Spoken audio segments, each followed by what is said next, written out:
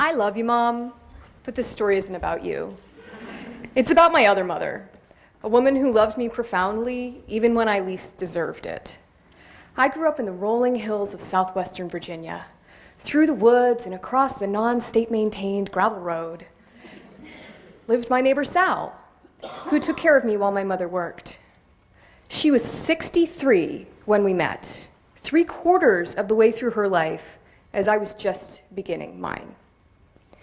And yet, a la Harold and Maude, we were best friends.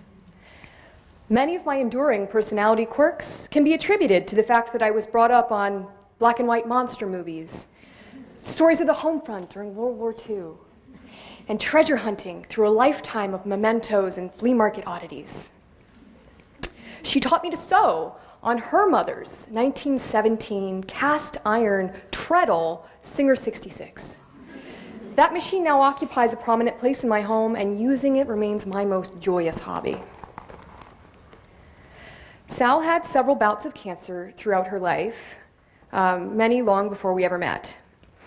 Her reproductive system and most of her bowels were destroyed by overzealous radiation treatments. As long as I knew her, she had a colostomy bag, which I realized somewhat late in life is considered gross by most people. But try to set aside your social conditioning for just a moment and imagine the gentle, caring touch we shared each day changing the dressing. It was just a part of our routine, and it was a task that I felt honored to be entrusted with. She expressed her gratitude with her favorite phrase, "I love you a bushel and a peck and a hug around the neck." My life overlapped with Sal's in an awkward way. As I was changing rapidly, she stayed exactly the same. My self-absorption peaked toward the end of her life, and I grew to take her love for granted. When I was in high school, Sal would share her Social Security check with me. It was a gesture demonstrating that she could still help me in some capacity. "Go buy you a lollipop," she would say, knowing full well that I would spend the money on cigarettes or punk hair dye or some other contraband my parents disapproved of.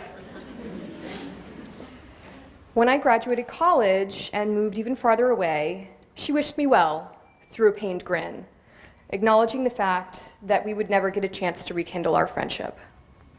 I was making a conscious choice of career over family, a lesson that I had to learn the hard way.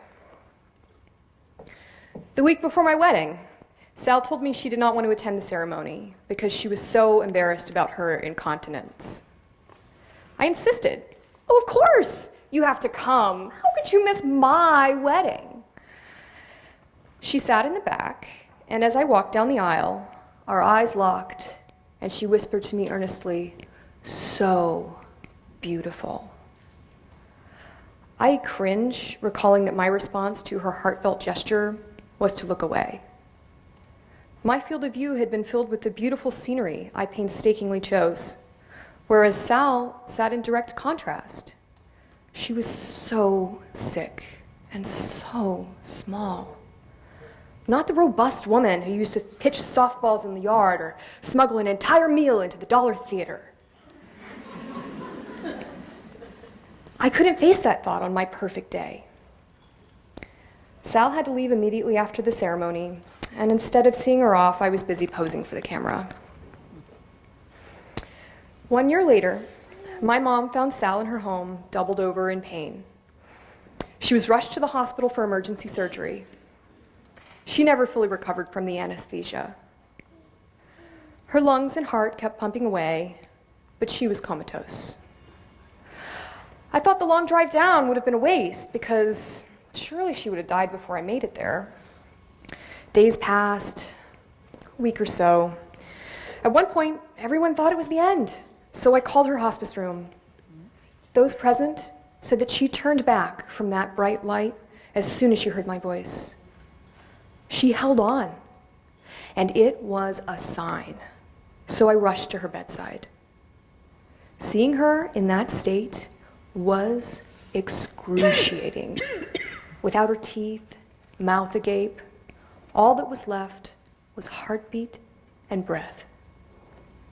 She was so swollen from IV fluids that her precious wedding ring, representing the best marriage I have ever witnessed, had to be removed with bolt cutters. She died the day after I arrived. She had waited for me.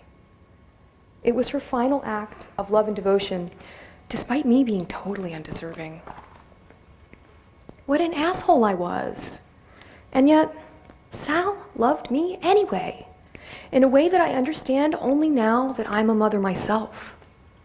The love I have for my son, the love Sal had for me, is what I imagine Christians feel as the love of God.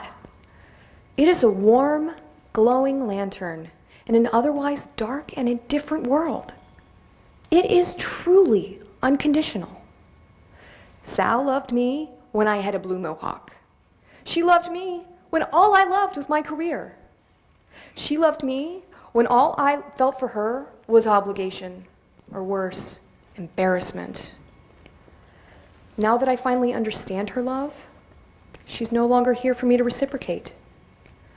But now that I have a child of my own, I'm holding the lantern.